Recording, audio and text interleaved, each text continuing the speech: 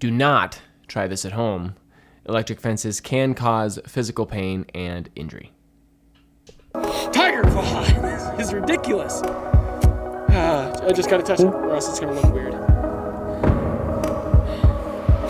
This sucks. This is so scary. Just touch it. Just touch it. 1, 2, 3, touch it. 1, 2, 3, touch it. 1, 2, 3, touch it. I can't do it. Man.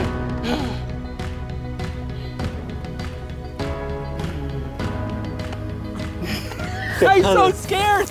I am so scared right now. This is intimidating. My heart is racing.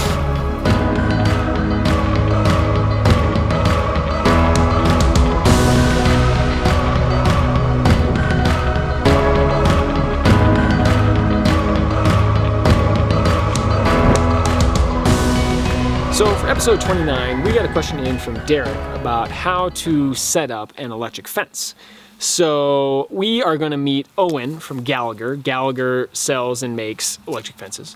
So we are going to meet Owen out here, and he is going to set up an electric fence for us. We're going to go over basic installation of an electric fence, and we're also going to test out a few electric fence myths. And I think I'm going to have to touch an electric fence more than once. Yeah. You got to keep electric fence simple. It is simple. Keep it simple. The three major concepts on an electric fence, basically you have to have, well, your energizer, your wire, and grounding. If any one of them don't work, then you do not have an electric fence. So the energizer is going to be supplying the power. Yes. Okay. Wire is going to be the medium that we transport the power through. Right. And I have zero understanding of electricity, so what is the point of the ground? The ground, if you do not have ground to complete your connection, your circuit, okay. If you do not complete your circuit, you will not get a shock. Okay, what I got here is I just hooked my termination insulator to the post, then I hooked my wire to the termination insulator to go on down the fence line. And I have my indoor energizer, which it should be kept inside because it's not weatherproof and not like our solar units. So I have that hooked up to the ground with a ground post and a ground nut, and then I have it the other lead hooked to the fence to energize it. And here's my other termination insulator, so that we are insulated from the post if we get weather and everything, so we do not have electrical fault. And also have a gate handle so we can remove it and put it back on. And then we also have a tightener here, and that's what we tighten our wire with. And that is a tightener just for poly. We have one similar for metal strands. And we also have a post right here in between to hold the wire to right height for different lengths between posts, say up to 30-40 feet. That way you got a post in the center holding them up.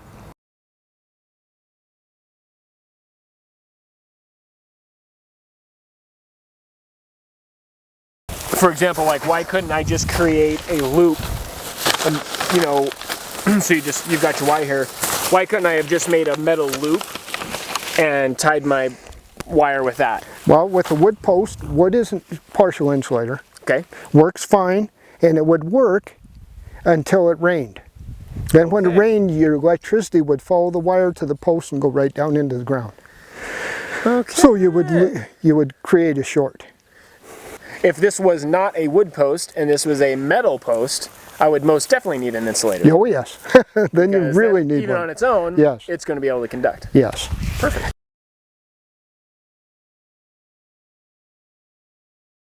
So just because you go from your source, what did you call that?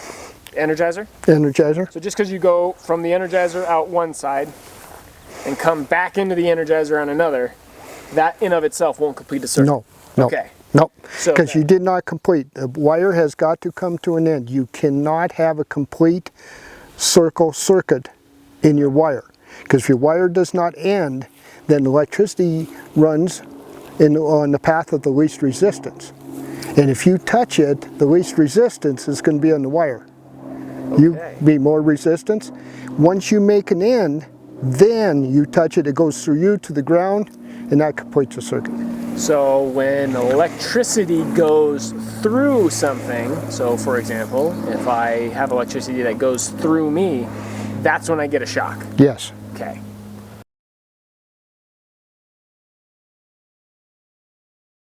Is people need to know that when you're using poly type wires, there's different types of wire.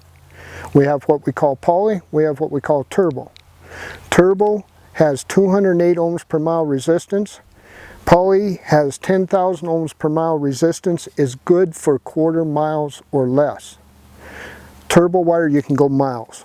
Okay, sorry to say it. Why can't I just use a piece of metal wire? You can. I could. It's actually has fewer ohms per mile resistance than this stuff. Okay. It's actually a better carrier.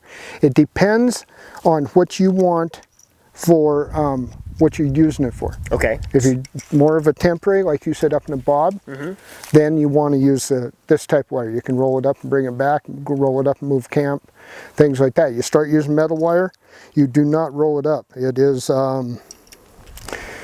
it's a permanent installation. And if you're using doing permanent, you can use XL aluminum wire. Very, very good carrier. Very nice for people to work with. It's easier and everything. But when you start getting into wildlife applications, things like that, high tensile is better because well, high tensile wire is just a lot stronger. Gotcha. And it'll stand up to a lot more abuse. So that is where you have a problem with your different wires. But your XL wire is the best carrier you can get. So if you're not worried about what kind of animals you run into, you know, and they're trained, then XL works perfectly.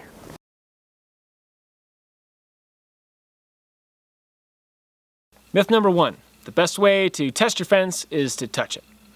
The only way to test if it's electrified is to touch it. So you're gonna have to test it. Yeah. There's no other way. Feel like there's another way we could. I feel like there's another way that we can test to see if our fence is electrified. Yes, we can. The other means are the digital voltmeter, fault finder we just went through, and a third is this little light right here. Okay, there. This this light, but boring. this does not use a battery. Uses this. It uses the energizer. Every pulse of the energizer, this thing flashes, and you get down to around 2200 volts, it quits flashing. You got a fault somewhere, your electricity drops, it does not work. It quits working. Okay, and the other way to test it would be to touch it, right? Well, I use a tester. You can touch it all you want to.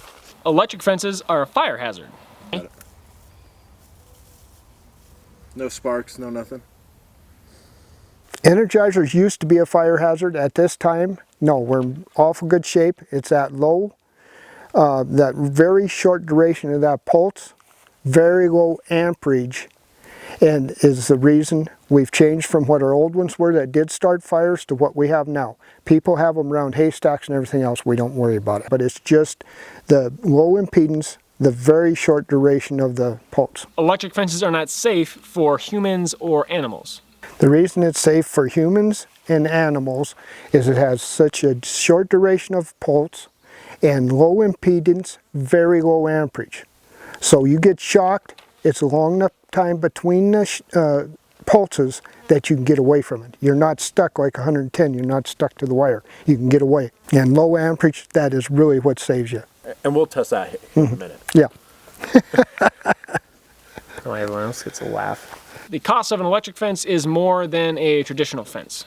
No, it's probably at the most, I mean, doing a really top of the line fence is going to cost you about 2/3 of the cost of a barbed wire fence. If you're going, say, a 5-wire barbed wire fence, 5-wire high tensile fence, you're looking at 2/3 of the cost. 2/3 of the cost to go electric. Yes. Same amount of wire? Yes. 5 strand. 5 strands. I can go cheaper than barbed wire. Yes. And the big reason is everybody wants to go posts close together. Your post should not be any closer than 30, 40 feet. With an electric. With electric fence. Gotcha. If you're wearing rubber insulated boots, you can touch an electric fence and not get shocked. Ooh, it didn't get me! Yes! Rubber boots are like an insulator. This is me not getting shocked. Yes. Rubber boots, this is me Yes. getting shocked. Yes. Because now all of a sudden it has a way through me. Yes. through you and then through the ground rod and up to the energizer. And boom, if you made the connection and you get shocked.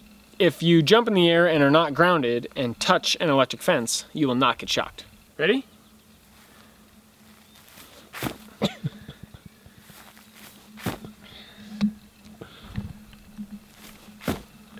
Safe. One more time. Yes. That is true, but gonna be hard to test. If you touch an electric fence, will you get shocked? That is a large true. Who's gonna get shocked? I feel like I'm going to get shocked. Are you happy about it? Do I look happy about it? This is my non-happy face. Are you nervous? Yes, I'm nervous. Did you see me thinking I had to touch a ground rod earlier?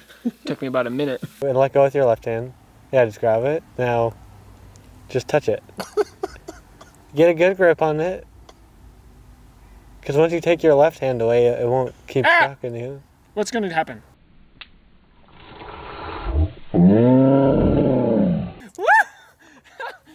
God! Ow! So, thanks for watching the show this week. That is how to install an electric fence. Big shout out to Owen at Gallagher for putting up with all of my questions and helping us set up an electric fence. If you guys have more questions about electric fences, or if you just have more questions that you'd like to see on the show, get them to us. Comments below or put them on any of our social handles. We'll find that question and look to get it on the show. If you are in need of electric fence stuff, we definitely have it here at North 40 Outfitters. You can get it at our stores and also find it at north40.com.